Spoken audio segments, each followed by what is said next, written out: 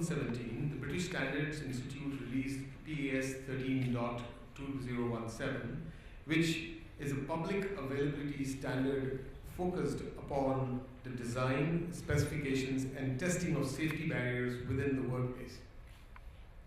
The purpose of the standard is to provide a code of practice which specifies where barriers should be used, what type of barriers should be used, and how that barrier should be manufactured and tested to ensure that it is the appropriate barrier for the application.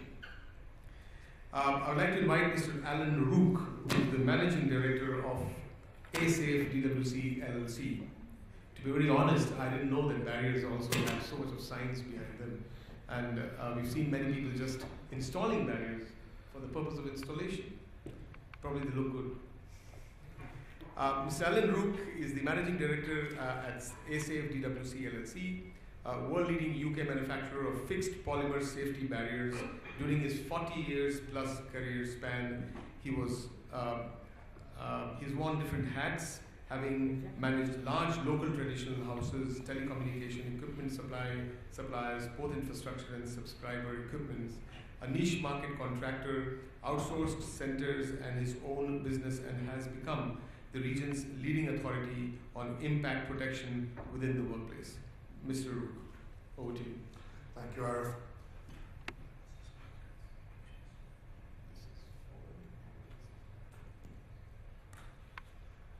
Good afternoon, ladies and gentlemen.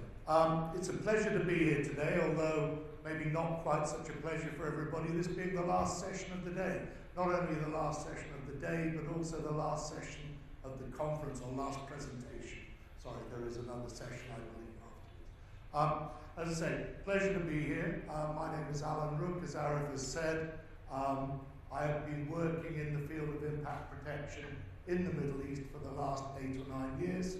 And today I want to talk to you about the reality of workplace safety and safety barriers. We know standards work.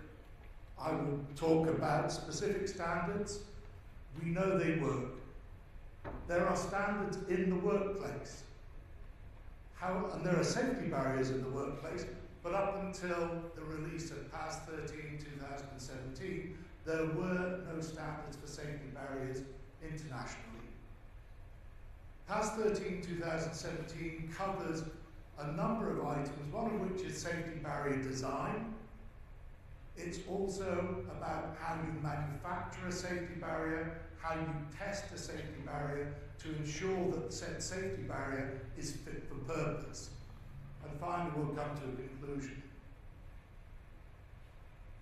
This is a Model T Ford, for those of you old enough to remember. I must admit, I'm probably one of those.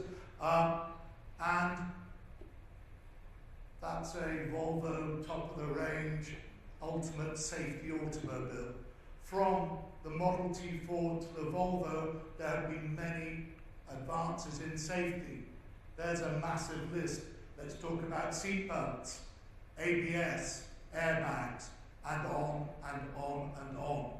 So we know that safety standards work, that standards work to improve to improve safety. Within the workplace, there are various standards. There are standards for fire safety, PPE, signage, hazardous materials. There are standards for virtually everything, but there is not, or was not, standards for safety barriers. This is ridiculous, and the reason it's ridiculous is because in the UK last year, there were 50 deaths in the workplace involving MHE or vehicles and pedestrian people. There were 5,000 people hospitalized due to accidents with vehicles. Those are statistics just in a country of 56 million, 60 million. I don't know what the figures are for the Middle East because typically they are not published. Safety barriers in the workplace should protect people. They should segregate your workforce from the MHE, whether that's a walkway. And earlier on today, we were actually talking about how do you keep your workforce safe. You use barriers. You segregate your workforce from the MHE, whether they're at a workstation in a staging area or whether they're on a walkway through the facility. They should also protect property. You have various valuable assets within a facility, whether that be the racking, whether it be the fire safety system, DBs, whatever it might be, robotics, automation. They are very valuable assets. You should be putting barriers in to protect them. Safety barriers should protect profit. Unfortunately, the incumbent solution or the traditional solution is a piece of bent and painted steel which is stuck in the ground with who knows what type of fixing. The issue with that is that, number one, you've no idea whether it's fit for purpose. Number two, you hit a steel barrier, 100% of that impact or 95% of that impact will go down to the floor.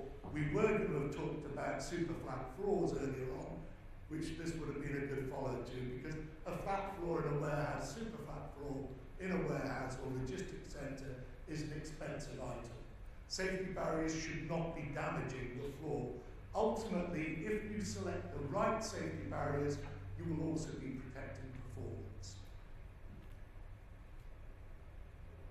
ASAFE has been operating since 1984. In 2001, they created or invented the first fixed polymer safety barrier.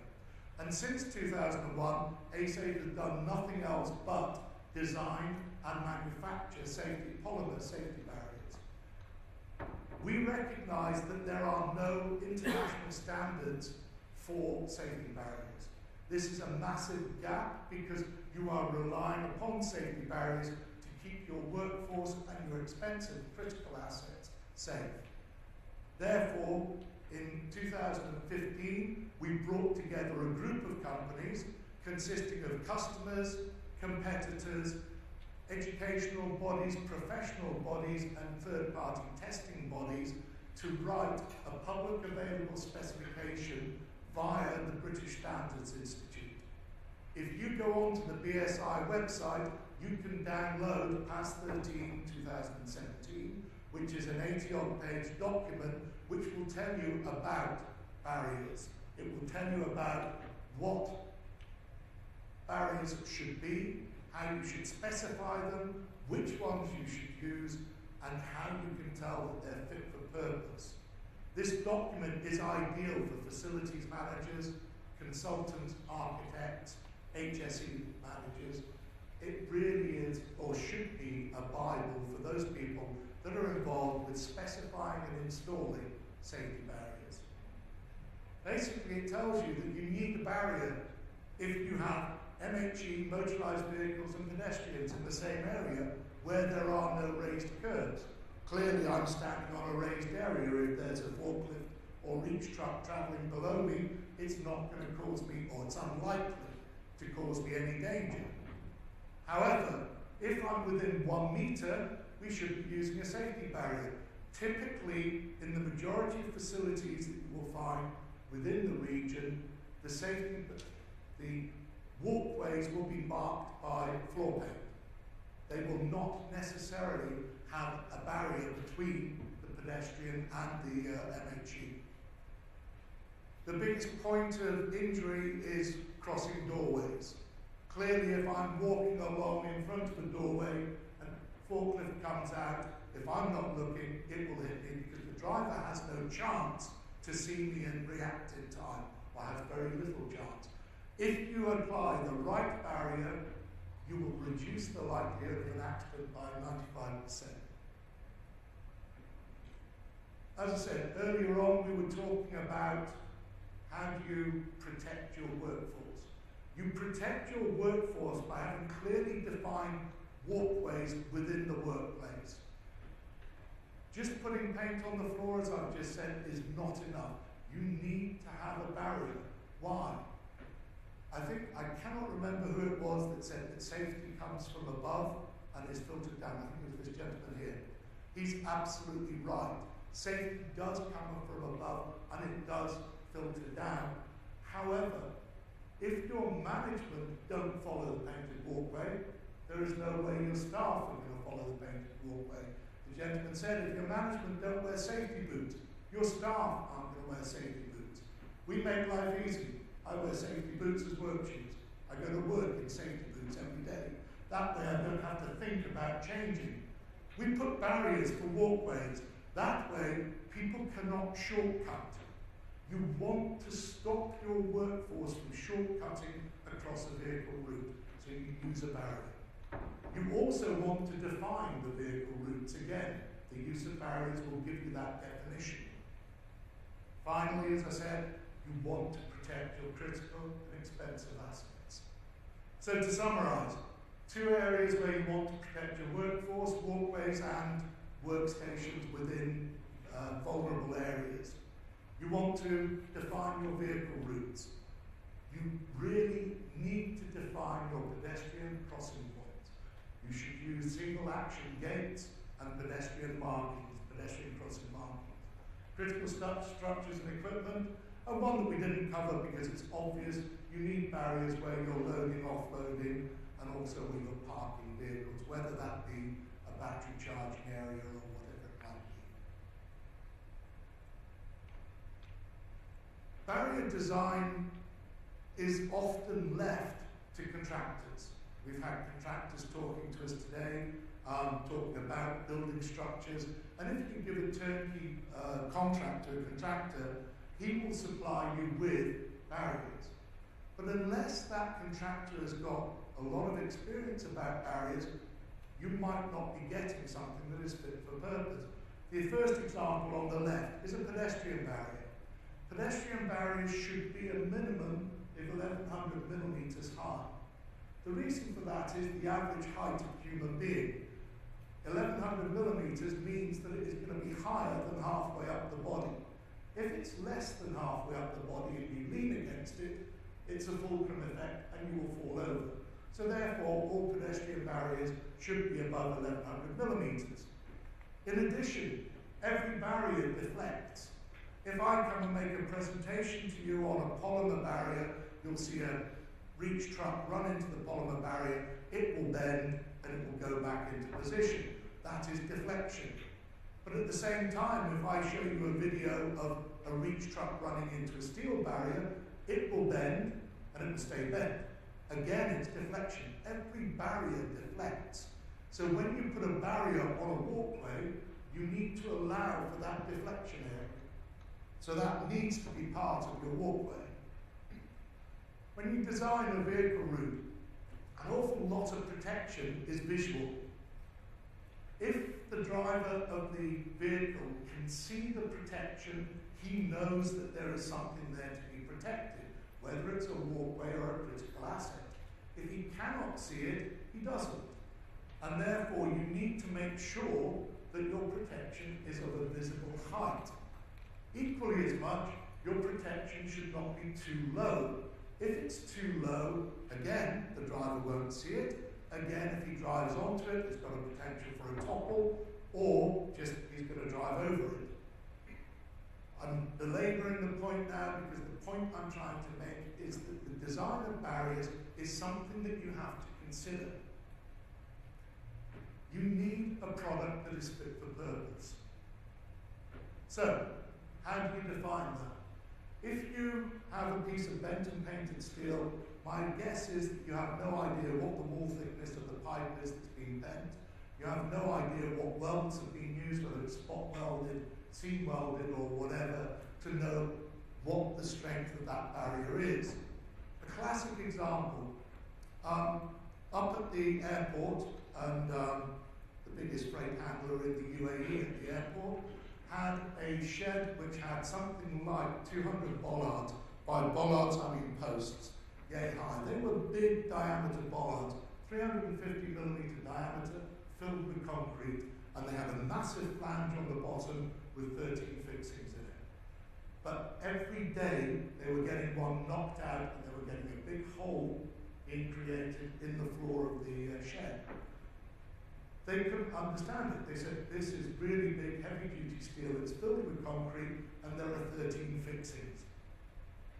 If you don't know what you're looking for, if you haven't defined the speed and the weight or the mass of the vehicle, that you're trying to protect against, if you don't know what angle the vehicle is likely to hit the barrier at, you can't work out what the impact rating you need is. To finish off the story about the shed up at the airport, the reality was 13 fixings were too many for the bollard. The compressive strength of the concrete, when there was a fixing every 50 millimetres, was way too high. It just couldn't, sorry, it's too low. The stress on it was way too high. Every time these bollards were hit, they pulled out. But when you're calculating impact on a barrier, if you know the weight of the vehicle, if you know the speed of the vehicle, you can then calculate the joules of the impact. If you know the joules of the impact, you can then work from a degree of impact, likely degree of impact, whether it's going to be 100% of that impact or less a percentage. In other words, if it's a 90-degree hit, it will be 100%. If it's a 45-degree hit, you've got 50% or less. You've got to ensure the barrier is the correct height. You can design in control measures. We haven't actually touched on it. I thought that the gentleman from Toyota might touch on it about limiting speeds. Because to add to safety within the workforce, if you limit the speed of your MHE, provided it fits in with your operational requirements, you are adding a degree of safety. We have talked about training. Continuous on-job training will mean that you will be able to keep your operators in a better working condition. Finally, well not finally, you need to check the barrier rating. Is the barrier fit for purpose? If it's a piece of steel, you have no idea. If you buy a barrier from a vendor who gives you impact ratings, that's great, but you need to make sure that his impact ratings are certified by a third-party testing body. PAS 13 also talks about product compliance.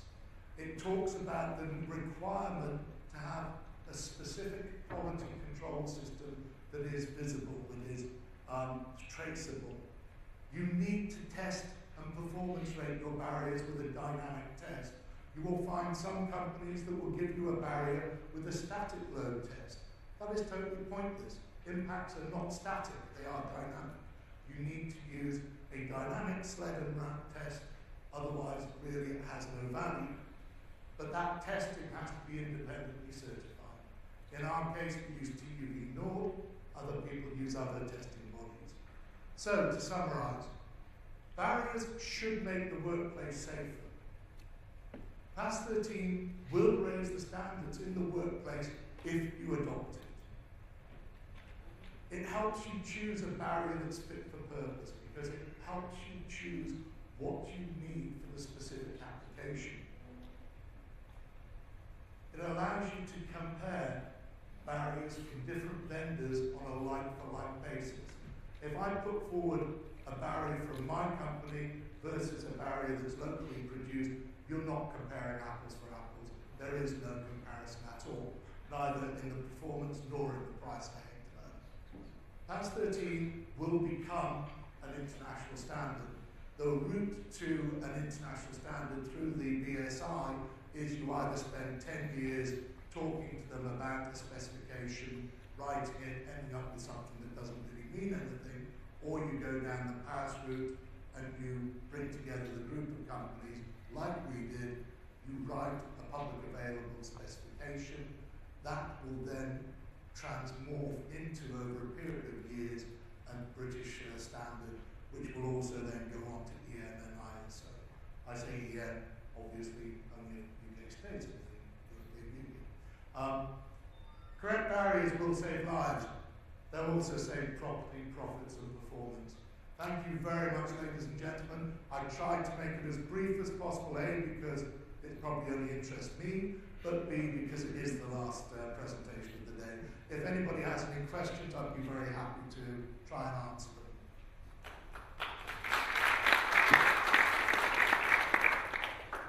Okay, I thought I'd stunned you all into silence. What is the deterioration effect of a barrier once it has been inflated? Effectively, that's an impossible, that's a how long is a piece of string. The one thing that you can tell is that with a polymer barrier, much the same as if I take this plastic pen and I were to bend it, it would get a stress mark on it. With our barriers, for example, the rails are yellow, the posts are black. If you get multiple hits in the same area, you will start to see a stress mark. And at that point, you need to think about replacing the specific part of the barrier that is damaged. So it is virtually an unanswerable question. It depends upon the impact, it depends upon the frequency. I think that I used to be told, and I'm not sure I still really believe it, but racking collapse was typically normally from a woodpecker type effect, where you've got this constant hitting over a period of time in the same spot on an upright, on a frame, and that's what causes racking collapse. Obviously, the more dramatic are the ones you see where the guy loses control of the reach truck and demolishes the racking, but it is much the same with a barrier. You get a constant effect. The beauty of a polymer barrier is you can see when the stress starts becoming too much. Anything else? I hope anybody with anything else? In that case, ladies and gentlemen, thank you very much. There's one session left. I'm sure it's going to be interesting. This was about barriers and not barriers to ask questions. So you can be free to ask questions. Great, thank you very much. We completely appreciate your experience and your proficiency.